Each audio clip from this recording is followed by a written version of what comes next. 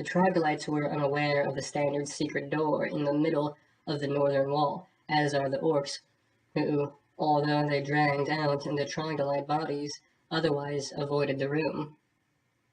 Brave characters may search through the debris, search that you uncover following a necklace made of freshwater shells of various sizes on a leather thong, a ceremonial dagger, no value, a ceramic idol of a creature that is crossed between a toad and a lizard, no value.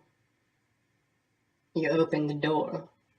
You see an open doorway to your left, the body of an orc, his arm outstretched towards the door you have just come from, lies slumped near the middle of this room.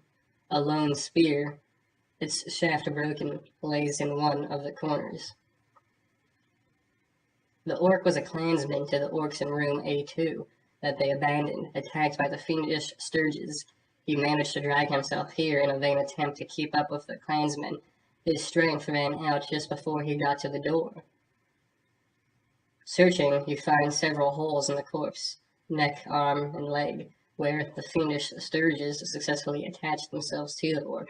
Each hole also has up to 8 smaller, rough punctures near it, where the pincers of the fiendish stirges found puncture. Both doors in this room are open. An open door on the opposite wall appears to be the only other way in or out of this otherwise empty room.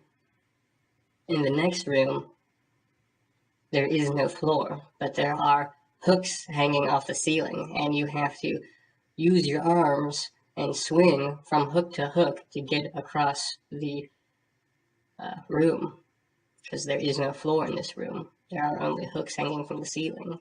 You must use your arms to swing and grab, which is known as brachiation, though I don't think I said that right.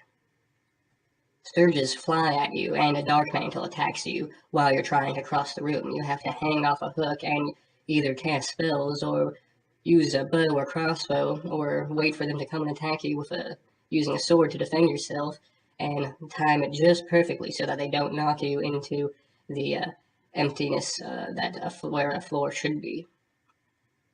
It is very difficult, but you slay all the stirges and the dark mantle, and it takes a very long time, and your arms are very sore from hanging on the ceiling for so long.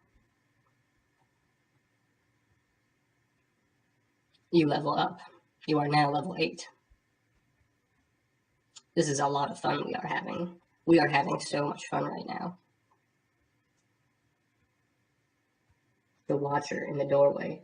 Both doors to this room are open. The following description omits the presence of a fiendish rat. Peering through the open doorway, you discern for certain that the room is empty. There is an open door on the opposite wall that could be the only exit. You are attacked by a rat swarm. You have to make a bunch of little tiny attacks on a bunch of individual rats that make up the body of a swarm of rats, taking reduced damage from you not really being able to target them too well because there are so many of them, such as a swarm. If any of them bite you, you have to make a fortitude save to not get sick from their vermin, their infectious diseases that they carry with them. Both doors into this hallway are open. A lone small skeleton lies in this 10-foot wide hallway, bits of clothing and leather armor still clinging to its frame. 2 open doors, one on either end of the hallway, give no clue as to what lays beyond. The skeleton is the remains of a kobold captive brought back by an orc patrol and killed by Orgar. He was left here by the orcs as a mascot and pitched clean by the fiendish rat swarms as it made its way through the room. Carefully examining the skeleton shows hundreds of tiny bite marks on the bones and leather armor. Looking through the open doorway to the north reveals 4 more open doors.